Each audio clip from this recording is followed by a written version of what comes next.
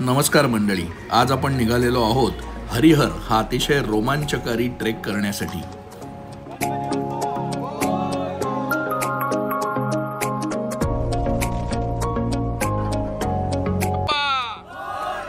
मंगल मूर्ती छत्रपती शिवाजी महाराज की जय भवानी वंदे भारत माता की।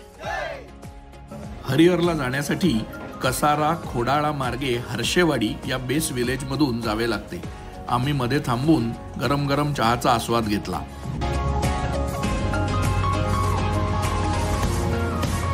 नाशिक जिल्ह्यातील त्र्यंबक डोंगर रांगेत अनेक गडकिल्ले आहेत। हरिहर किल्ला हा त्यातील प्रमुख किल्ला आहे। प्राचीन काळात बंदरात उतरणारा माल अनेक घाटमार्गांनी नाशिकच्या बाजारपेठेत जात असे आणि त्याच्यावर लक्ष ठेवण्यासाठी हरिहर आणि भास्करगड यांची करण्यात आली होती। पहाटेच्या वेळी हर्षेवाडीमध्ये थोडी थंडी जाणवत असल्यामुळे सगळ्यांनी शेकोटीची मजा घेतली।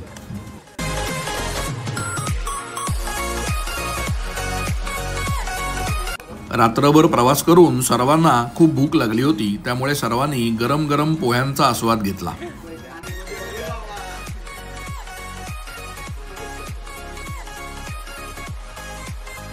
हर्षेवाडीतून हरिहर किल्ल्यावर जाण्यास साधारण 1.5 ते 2 तासांचा कालावधी लागतो।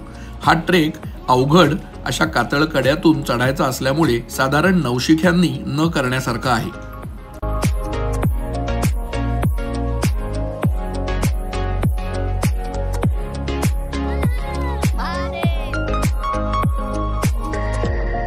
हरिहर किल्ला हर्षेवाडी गावातून साधारण आयताकृती असा भासतो।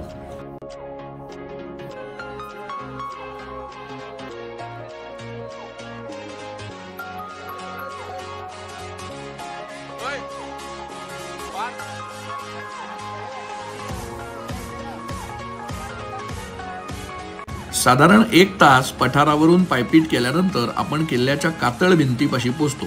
या कातळात पायऱ्या खोदलेल्या आहेत आणि जागोजागी आधारासाठी खोबण्या सुद्धा केलेल्या आहेत। अतिशय रोमांचकारी अशी ही चढाई असून सावधपूर्वक पार करावी। या पायऱ्यांची पहिली अवघड चढाई पार केल्यावर आपण गडाच्या पहिल्या दरवाजापाशी येतो। सर्वांनी तिथे थोडा आराम केला।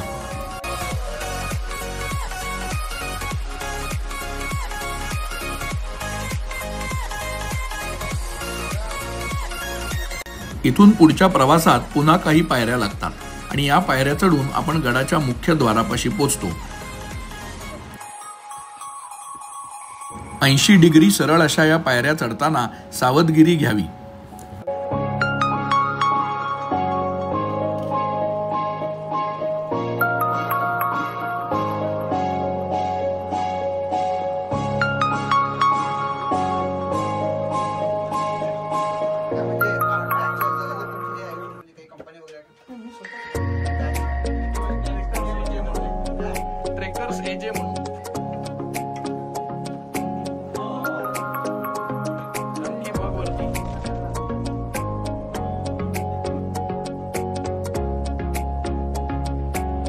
या पायऱ्या चढून गेल्यावरती आपण किल्ल्याच्या मुख्य द्वारापाशी पोहोचतो। या द्वारातून आत आल्यावर किल्ल्याचे पठार दृष्टिक्षेपात पडते। पठार तसे निमुळते आहे आणि मध्येच एक उंचवटा आलेला आहे। थोडे पुढे चालत आल्यावर आपल्याला गडावरील मुख्य पाण्याचा तलाव दिसतो। तिथे हनुमानाचे आणि शंकराचे छोटेसे मंदिर आहे।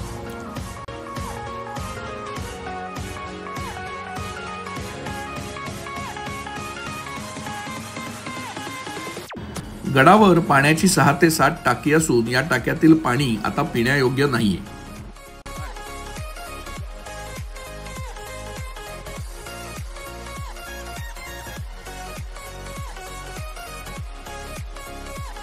मुख्य तलावापासून पुढे जाताना असे अनेक दगड एकमेकांवरती रचून ठेवलेले दिसतात। पठाराच्या शेवटी एक इमारतीचे बांधकाम दृष्टिक्षेपात पडते। ही एक खोली असून त्याच्यात 10 ते 12 जणांना राहता येईल अशी ती खोली आहे। इथून पुढे आपण गडाच्या शेवटच्या टप्प्यावरती येतो।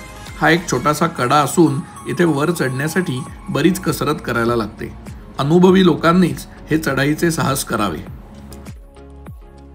1 तासात गडाला संपूर्ण फेरी घालून आम्ही परतीच्या प्रवासाला सुरुवात केली. चढण्यापेक्षा उतरणे हे खूप आव्हानात्मक आहे. खाली येताच सर्वांना कडकडून भूक लागलेली असल्यामुळे सर्वांनी गरमागरम जेवणाचा आस्वाद घेतला. अत्यंत रोमांचकारी आणि अंगावर काटा आणणारा हा ट्रेक करून आम्ही परतीचा प्रवास सुरू केला. मावळतीच्या सूर्याची किरणे वैतरणा नदीवर अतिशय सुंदर अशी दिसत होती. पुन्हा भेटूया एका नवीन ट्रेकला.